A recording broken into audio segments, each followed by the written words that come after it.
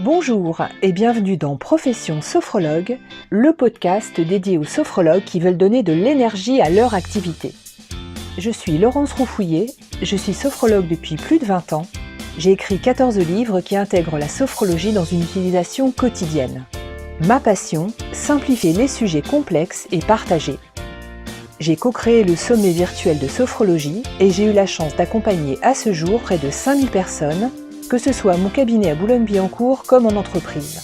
Mon objectif avec ce podcast, vous guider avec mon enthousiasme et mon expérience dans les méandres du métier de sophrologue pour en comprendre les bases mais aussi les astuces. Alors, êtes-vous prêt ou prête à prendre une bonne dose d'énergie ? C'est parti! Bonjour à tous et bienvenue dans ce deuxième épisode de Profession Sophrologue. Alors je voulais d'abord vous remercier les personnes qui m'ont envoyé des messages. Je voulais également vous remercier pour vos commentaires sur les réseaux sociaux à la sortie du premier épisode. Franchement, ça m'encourage à continuer. Je voulais vous dire également que si vous souhaitez me laisser des questions, on peut le faire facilement et je pense qu'on peut échanger peut-être plus facilement via Instagram et notamment sur mon compte que vous pouvez trouver @espace du calme pour qu'on puisse échanger et notamment pour que je puisse répondre à vos questions autour du podcast. Alors il faut que je pense aussi à vous dire qu'il serait bienvenu a priori que vous puissiez de temps en temps mettre une petite note, que ce soit sur vos plateformes, puisque le podcast est disponible sur les principales plateformes, Apple Podcast, Spotify, Deezer, etc. Et même pourquoi pas de mettre un commentaire. Et puis quelqu'un m'a posé une question sur le rythme que je comptais adopter. Alors dans l'idéal, j'espère sortir un épisode par semaine, donc d'être sur un rythme hebdomadaire, au moins jusqu'à l'épisode 7, ce qui devrait en principe nous emmener jusqu'à la fin de cette année 2024. Et puis après, écoutez, on verra, ça dépendra un peu des sujets, des idées que j'ai et puis de la possibilité de le faire sur le même rythme. Pour ce deuxième épisode, j'ai choisi de vous parler, alors toujours de mon point de vue, j'ai choisi de vous parler de 5 choses qui ne m'ont servi absolument à rien. Ces choses qui ne m'ont servi à rien, elles m'ont fait perdre souvent du temps, parfois de l'argent. Ça a pu participer aussi quelquefois à mon découragement, à me dire que voilà, je tente plein de choses et puis il n'y a rien qui aboutit. Donc je pense que c'est bien de le savoir au départ parce qu'on peut partir avec des a priori ou même une certaine naïveté. Donc je vais vous parler vraiment des 5 choses, peut-être des 5 idées ou des 5 concepts qui vraiment m'ont fait perdre du temps. La première chose qui ne m'a servi à rien, et d'ailleurs je ne l'ai fait qu'une fois, c'est d'acheter, donc de payer pour avoir des insertions publicitaires. Quand on s'installe, quelle que soit l'activité d'ailleurs, mais peut-être plus encore dans les métiers du développement personnel ou du bien-être, on est très souvent sollicité par des revues ou par des magazines. Vous avez peut-être déjà été appelé notamment par des revues qui vont vous vendre de l'achat d'espace pour les CSE, donc les revues des CSE, ce qu'on appelait avant les CE, les comités d'entreprise, en vous disant que vous allez toucher directement votre cœur de cible dans le monde du travail. Eh bien, ce que je peux vous assurer, en tout cas de mon point de vue, mais je suis prête à entendre aussi vos retours là-dessus. De mon point de vue, ça n'a jamais rapporté de clients. Moi, je l'ai fait une fois, ça a été franchement un coup d'épée dans l'eau. C'est un peu la même chose pour les insertions dans des magazines féminins. Alors, il y a quelques magazines, par exemple Marie-Claire, Elle ou Madame Figaro, qui vont vous appeler un jour en vous proposant d'avoir un article qui en réalité est un publi rédactionnel. Alors c'est sûr que la perspective de se trouver avec sa photo et son nom dans Marie-Claire, dans Elle ou dans Madame Figaro ou n'importe quelle autre revue, ça n'a pas d'importance. C'est une proposition qui fait briller les yeux. Mais ce qu'il faut savoir, c'est que ça va pas forcément chercher très loin parce que vous allez avoir alors un texte absolument dithyrambique, ce sera peu qualifié pour ne pas dire peu qualitatif et en réalité ça ne trompe personne. Alors si ça vous fait plaisir de voir votre photo ou votre nom dans une revue ou un magazine prestigieux et que ça fait plaisir à votre mère, faites-le, mais ça n'a jamais rapporté directement de clients ou vraiment à la marge. Ce genre d'insertion payante n'ont rien à voir en fait avec un véritable article que vous pourriez avoir fait par un journaliste. Alors même si l'impact de la presse écrite aujourd'hui a plutôt tendance quand même à s'amenuiser, mais il vaudrait mieux avoir un vrai article, par exemple dans votre journal local ou même dans le journal ou dans le bulletin de votre mairie, si vous venez de vous installer, parce que ça va donner quelque chose de beaucoup plus riche que d'avoir quelque chose de très généraliste dans un support grand public où vous allez être noyé dans une masse et tout le monde sait très bien que c'est un public rédactionnel. La deuxième chose qui ne m'a pas servi à grand-chose, c'est d'être dans des annuaires ou des plateformes. Alors peut-être que je dois donner quelques précisions, puisque je fais partie des sophrologues qui ont connu les années Doctolib, où Doctolib nous a fait les yeux doux pour nous vendre leur abonnement et pour qu'on puisse être identifié, repéré facilement sur cette plateforme qui a effectivement une immense notoriété pour les professionnels de santé, et de laquelle on a été éjecté quasiment du jour au lendemain il y a 2 ans à cause de pratiques beaucoup moins éthiques de quelques professionnels qui n'étaient pas des sophrologues d'ailleurs, mais Doctolib a décidé de supprimer de sa plateforme tous les professionnels qui n'avaient pas un numéro ADELI, c'est-à-dire qui n'étaient pas en fait des professionnels de santé, et à vrai dire je trouve ça tout à fait normal. Donc il faut être assez clair, depuis la fin de Doctolib, alors quand je dis la fin de Doctolib pour les sophrologues, il n'y a plus, à mon sens, aucun support qui cumule à la fois l'orientation de clients et puis la prise de rendez-vous. Et pour moi, c'est vraiment 2 choses différentes, c'est-à-dire le fait que vos clients potentiels vous trouvent et puis le fait que ces clients puissent prendre rendez-vous. Aujourd'hui, quelles que soient les plateformes, il faut y être en vous disant que vous y êtes pour exister, pour être visible, pour faciliter la prise de rendez-vous, mais ça ne suffira jamais.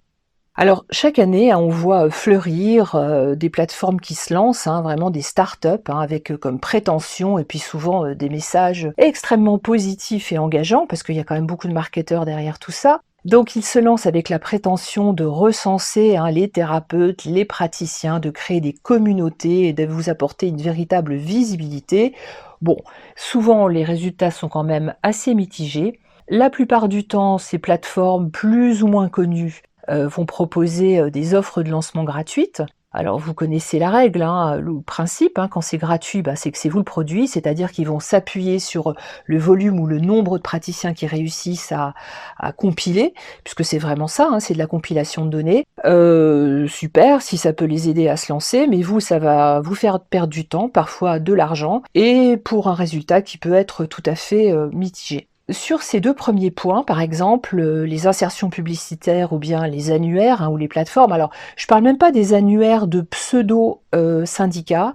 Alors il y a des vrais syndicats, on a des vrais syndicats professionnels dans le métier de sophrologue, mais il y a des syndicats un peu maison, qui sont avec des noms ronflants, mais qui en réalité sont créés la plupart du temps par des écoles. Mais en dehors de ces possibilités, qui sont pour moi très limitées, on peut avoir ses propres supports. C'est-à-dire on peut être présent sur Internet avec différents moyens. Ça peut être votre propre site, ça peut être le fait aussi d'avoir un blog dans lequel vous allez avoir beaucoup plus de valeur ajoutée, parce que vous allez pouvoir vraiment communiquer sur et partager autour de qui vous êtes, ce que vous faites, votre manière de travailler. Et puis il y a aussi les réseaux sociaux qui accentuent même de façon exponentielle la visibilité. Ça prend du temps, ça vaut la peine, mais ça en tout cas, on y reviendra.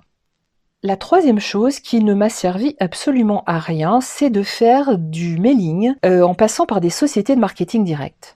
Vous le savez peut-être, moi je travaille en entreprise depuis 2006, donc je me suis vraiment spécialisée dans le monde du travail, non seulement sur le sujet du travail, la sophrologie au travail, mais aussi dans le fait d'intervenir sur les lieux de travail.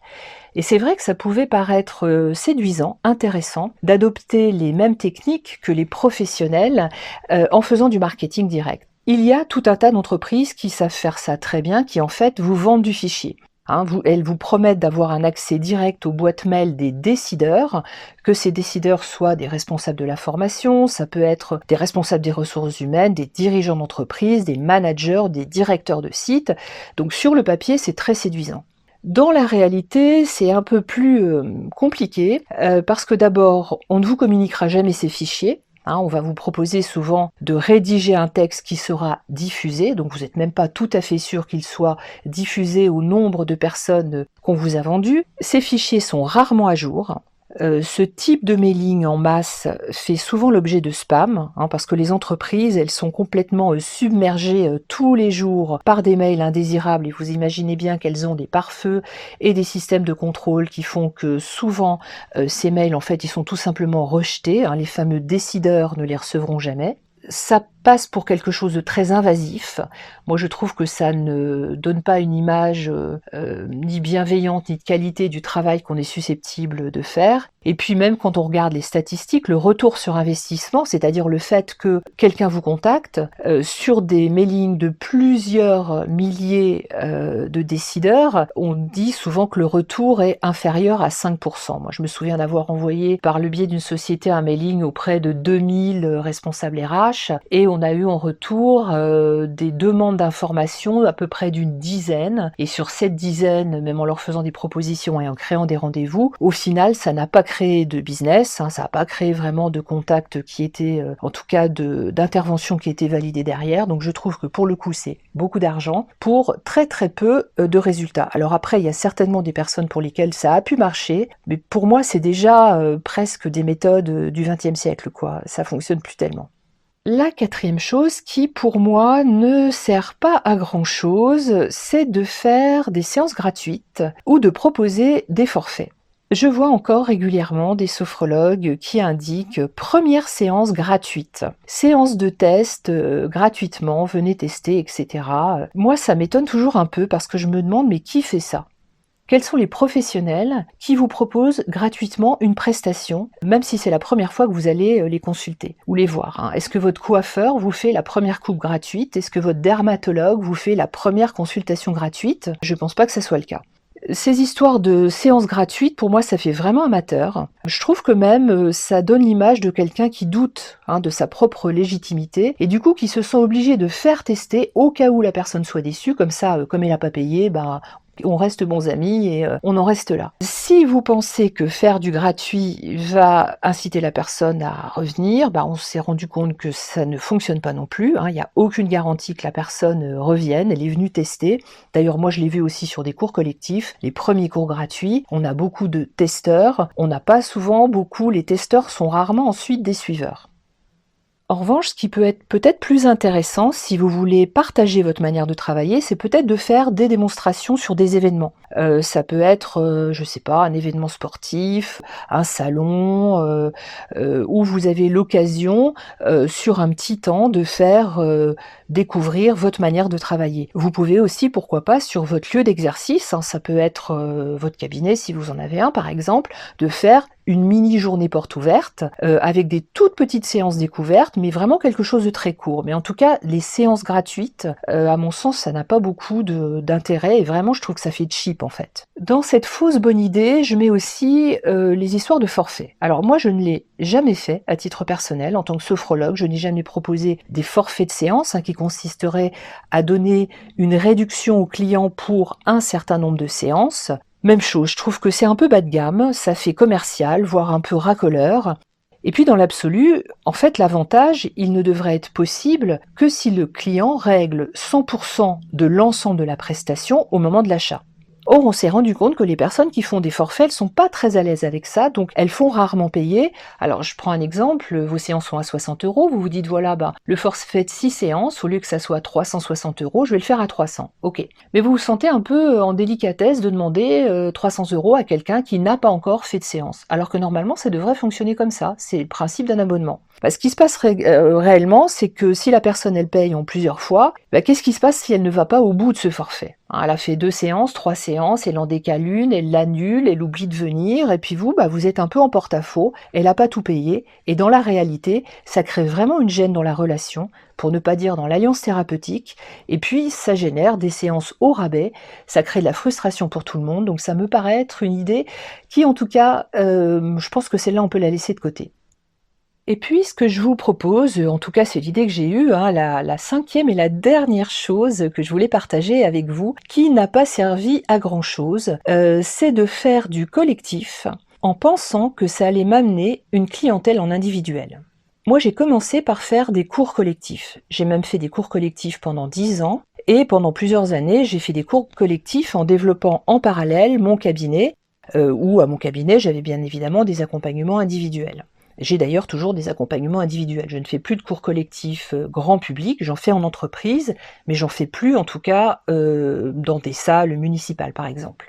Donc faire des cours collectifs en se disant que ça allait apporter une clientèle sur le cabinet, c'est pas une bonne idée parce qu'on s'est rendu compte qu'il n'y avait pas de lien entre les deux. Les personnes qui s'inscrivent à une pratique collective, elles cherchent quelque chose autour de facilement accessible déjà, autour du bien-être, avec un coût réduit, et elles n'ont pas forcément un objectif ou une demande personnelle. D'ailleurs, très souvent, quand on parle de sophrologie, ce qu'elles cherchent surtout, c'est de la relaxation. Voilà, elles cherchent une technique de bien-être qu'elles peuvent mettre dans leur quotidien à un tarif accessible.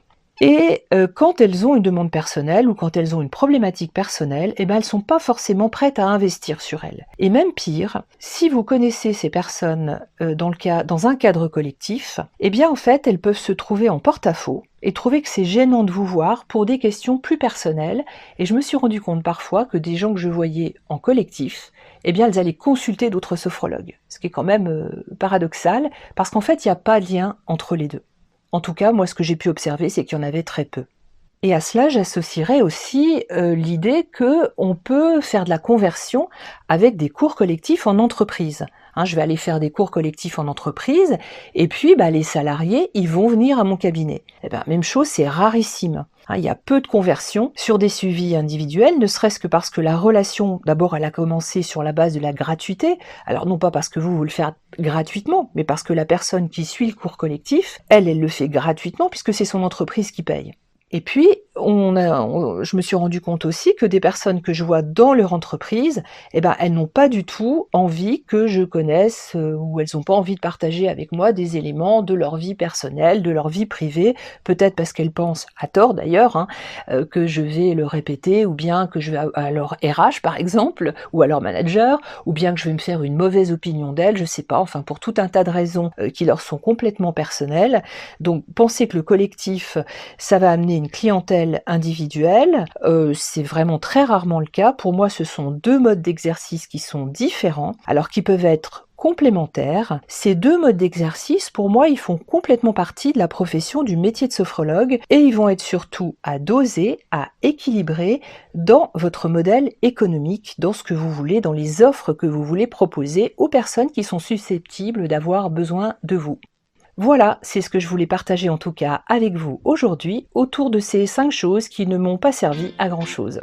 Et voilà, cet épisode touche à sa fin. J'espère qu'il vous a inspiré et donné des idées concrètes pour avancer en confiance dans votre activité de sophrologue. Avant de nous quitter, j'ai une annonce juste pour vous. En janvier 2025, je lance un programme de workshop exclusif spécialement conçu pour vous, sophrologues, qui souhaitez énergiser votre métier. Avec ces ateliers pratiques, je vous transmettrai des outils concrets pour faire grandir vos compétences et votre activité, tout en restant aligné avec vos valeurs. En clair, découvrir tout ce qu'on n'apprend pas dans une école de sophrologie. Les inscriptions ouvriront très bientôt, alors restez à l'écoute et suivez-moi sur mes réseaux sociaux pour ne rien manquer. En attendant, prenez aussi soin de vous et on se retrouve très vite dans le prochain épisode. À bientôt!